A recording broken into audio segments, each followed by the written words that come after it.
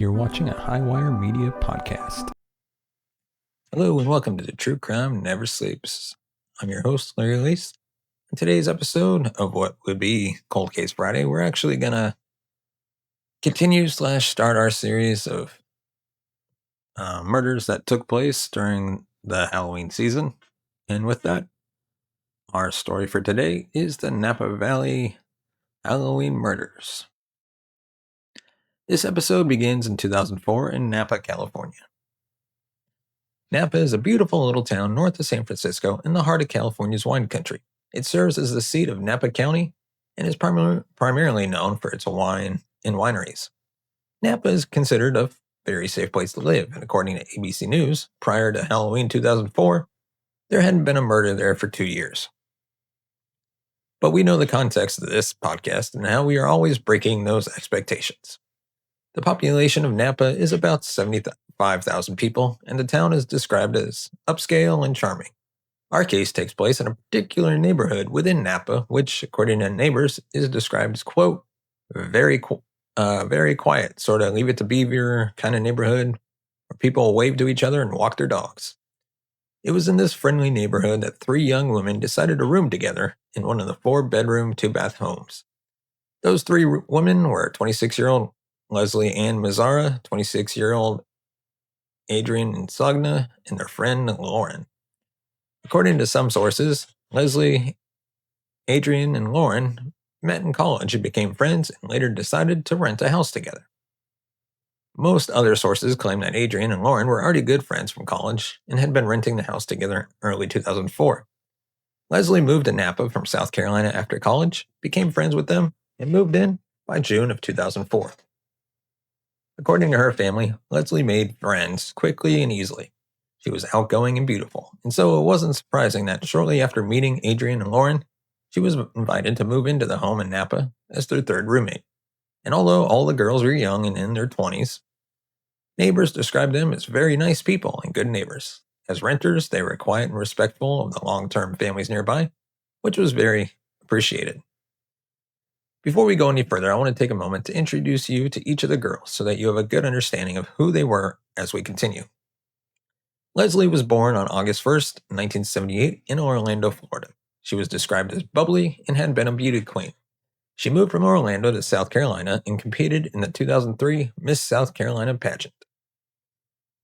She had been 2002 Miss Williamston and was also a member of the Greenville Ballet Company. She graduated in 2003 from the University of Georgia with a bachelor's degree in philosophy. She was also a member of the karate club and lacrosse team. Leslie had 2 brothers and was close with her grandmother and her mother, Kathy Harrington. According to sources, Kathy was the major reason Leslie even moved to Napa after graduation. The story varies. Kathy, a minister, either thought the move would be good for her daughter, or she herself lived in Napa and wanted Leslie to be closer.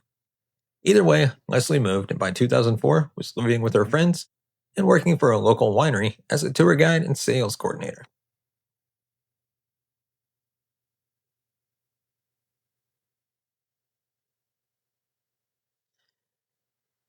Adriane was born on December 30th, 1977.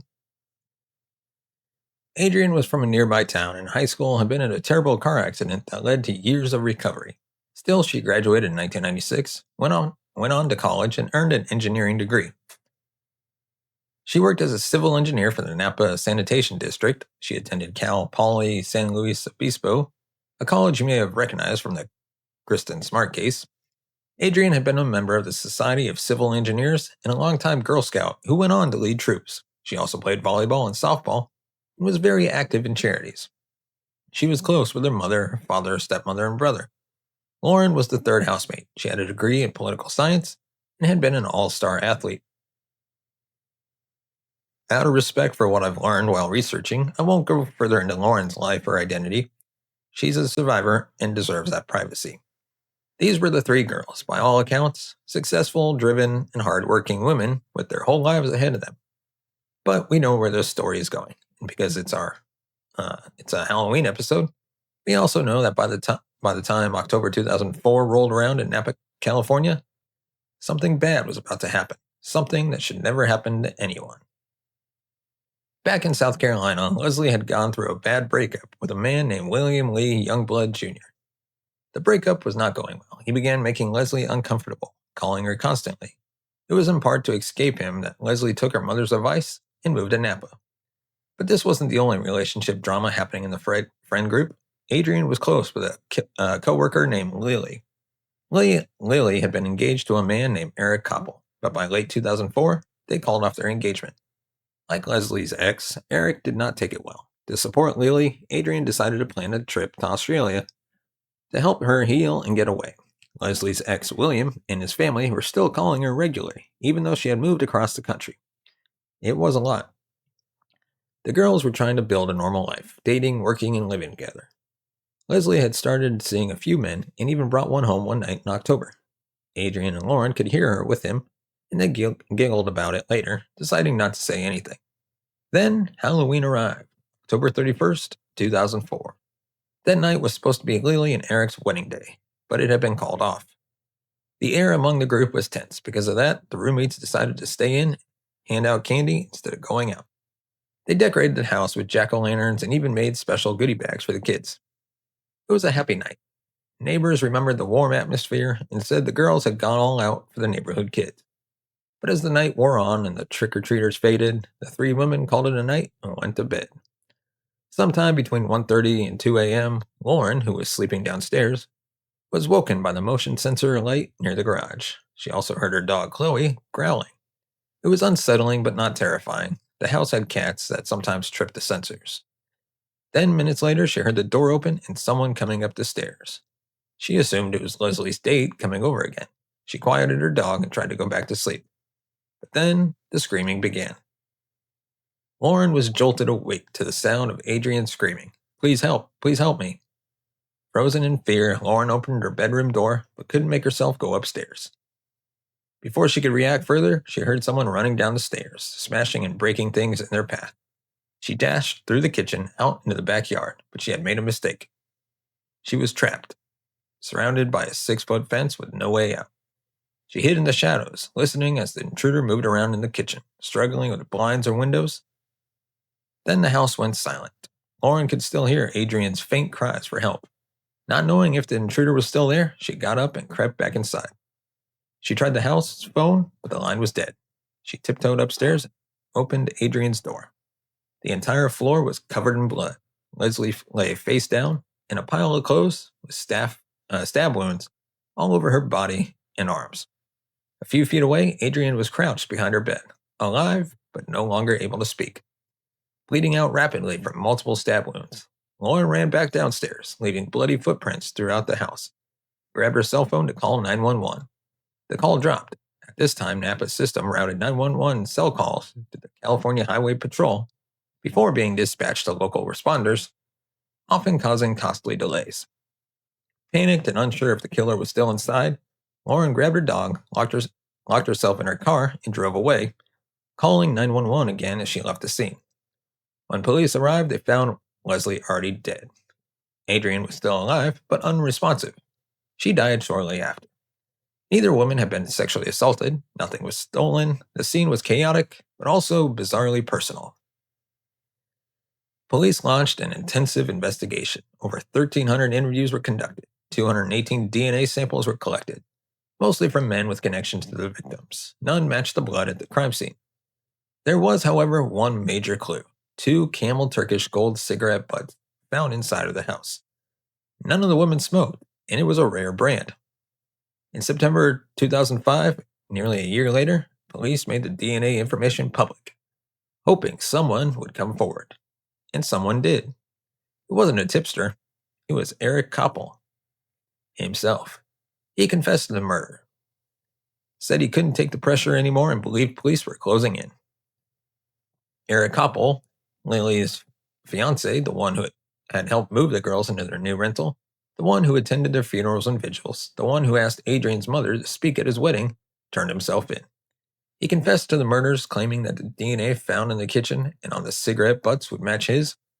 He said he had been suicidal and told his family what he had done.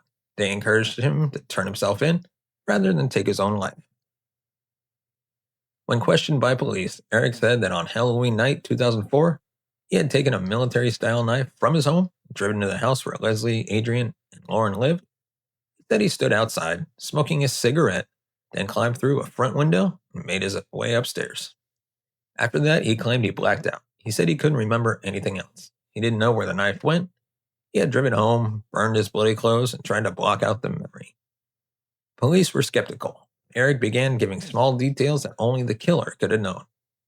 For example, he mentioned bringing zip ties to restrain someone, but said he dropped them while climbing in through the window. Those same zip ties were found beneath the exact window during the initial crime scene sweep. Eventually, Eric's DNA came back as a match to the blood in the kitchen and the cigarette butts found at the scene. The news devastated the victims' families. Adriane's mother, in particular, was stunned. Adriane and Lily, Eric's fiancé, had been close friends. Lily had brought Eric into the girls' lives, and now the man her daughter had shared social time with, the man she'd seen at gathering, was the one who murdered her child. Even more disturbing, Adriane's mother had spoken at Eric and Lily's wedding 3 months after the murders. At the time, no one knew he was responsible. Now she realized that she had hugged and supported the man who had taken her daughter from her. In October 2004, Lauren, the surviving roommate, spoke publicly for the first time. She told ABC News that she still struggled to sleep and described the night as a horror movie. She said she believed the only reason she was spared was because she had kept her bedroom door closed that night. Lauren also confirmed that once police told her about the cigarette butts and their suspicion that the killer smoked Camel Turkish Golds, she remembered that Eric had smoked that brand. He had smoked inside the house on the day Lily and her friends helped the girls move. She passed the information on to police who had not yet tested his DNA. On December 5, 2006, Eric Copple pled guilty to 2 counts of first-degree murder with special circumstances: lying in wait, use of a knife, and committing double homicide. The plea deal was made to spare him the death penalty. In exchange, he would receive life in prison without the possibility of parole. He would not be allowed to appeal his conviction or profit from his crimes in any way. No books, interviews, or media involvement. He could only speak to family or clergy. At the sentencing hearing, the courtroom was divided. On one side sat the victims' families and friends. On the other side were Eric's supporters, including Lily, her parents, and Eric's mother. Lily remained married to him at the time of the sentencing and had supported him through the legal process. She even thanked the victims' families for not pursuing the death penalty. But what shocked everyone was her final statement to Eric, saying, quote, "Eric, there's nothing you could do to make me love you any less. These words are just as true today as they were on that afternoon." The statement angered and hurt many in the courtroom, particularly the victims' families. Eric spoke briefly. He claimed lifelong struggles with depression and said the collapse of his relationship with Lily pushed him into a dark place. He said he believed that Lily had been his ray of light in an otherwise black world. He offered no clear motive, no insight, no apology that could ever account for the brutality of what he had done. After the sentencing, a suicide note from around the time of his confession was revealed. In it, Eric admitted to feeling jealous of the friendship between Lily and Adriane. He seemed to believe that Adriane had poisoned Lily against him and was the reason that Lily had called off the wedding. But that still doesn't explain why Leslie was attacked first. Investigators believe Leslie may have been targeted simply because she was in the room that Eric entered. Some speculated that maybe she had rejected him or threatened to tell Lily something. Those are rumors with no confirmed evidence. The truth is, Eric never explained himself, and by accepting the plea deal, the court ensured he would never be forced to. In 2008, Lily divorced Eric and changed her name back to her maiden name. The house in Napa where the murders took place was sold shortly after the incident. The case has been featured in multiple media programs, including Snapped, 48 Hours, and in the book Nightmare in Napa by Paul LaRosa. The $100,000 reward fund, which had gone unclaimed because Eric turned himself in, was instead donated to local charities chosen by the victims' families. Both mothers, in their own ways, have tried to heal. Adriane's mother later said, quote, "I still feel the pain of losing my daughter, but with the support of friends and caring people in the community, I've been able to regain some peace. I've rejoined the human race. It's never going to be the same, but I'm living again. I'm experiencing joy. This is the new normal." Leslie's mother turned to spiritual work and activism, particularly for the abolition of the death penalty. As for Lauren, the sole survivor, she has stayed out of the public eye. And like I said, based on what I found while researching, I'm not going to share her last name or any further details. She survived something unimaginable and deserves privacy. And that is the story of Leslie Mazzara and Adriane, two incredible young women whose lives were brutally taken on Halloween night. It's a story about friendship, betrayal, grief, and survival. And even though the killer confessed and justice was technically served, the true why may never be fully known. Let me know your thoughts in the comments section below. Give us a thumbs up if you like our video. Hit that subscribe button down below. And if you want to support the channel, you can buy us a coffee at buymeacoffee.com/TCNS. You can follow us on all major podcast platforms, Good Pods, Apple Podcasts, anywhere you get your podcasts from. And with that, thank you so much for watching and listening. We'll see you next week for another Halloween episode. Take care.